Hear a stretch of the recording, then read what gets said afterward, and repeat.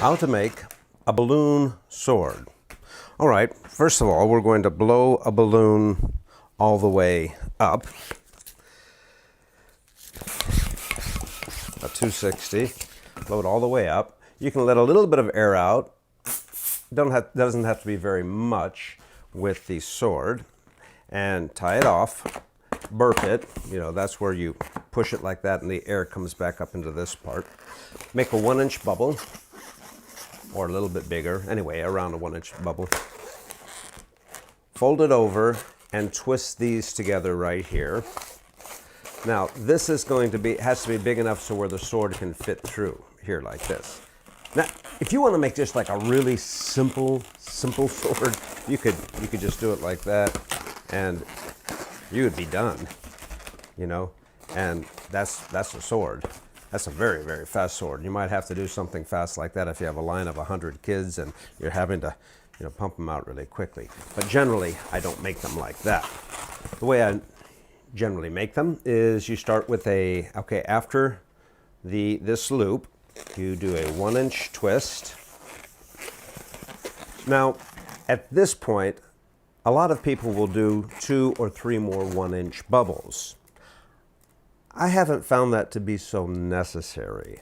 I've found it to be extra twisting that is just not necessary. So what I do is I make a larger twist here, which would be about the equivalency, would be equivalent to 2 1-inch bubbles about.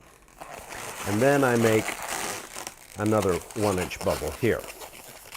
Now you notice I'm holding all of those bubbles with my hand. My hand is on them, which is not allowing them to untwist. If I were not to be holding that part, then whoops, see, it just untwists like that. And that's not very cool.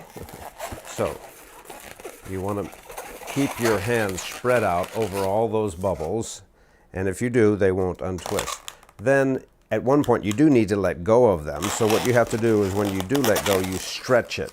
If I'm stretching it from here to here, I'm not stretching it enough where it's going to pop, you know, but I am stretching it. And then while it's still stretched, you bring it to that loop twist that you made. Now once it's through, it won't come undone. The balloon can't untwist because that loop is holding this balloon in place. And you just pull it right on through like that. And you have your very simple, very fast, very popular sword. As I said, other people, and I used to too, I'd make, instead of this being one long one, I'd make 2 smaller ones. It's a bunch of little loops. The kids don't really appreciate the fact that you've made that extra bubble, and it just takes longer. So swords are often a wonderful thing if you don't have a lot of time. So consequently, you want to save time, and 1 twist times, you know, hundreds of twists can save time. Then you can give them the sword, and one thing you can always say is be careful, it's sharp. Thanks so much for watching, and please be sure to subscribe and get a lot more wonderful videos.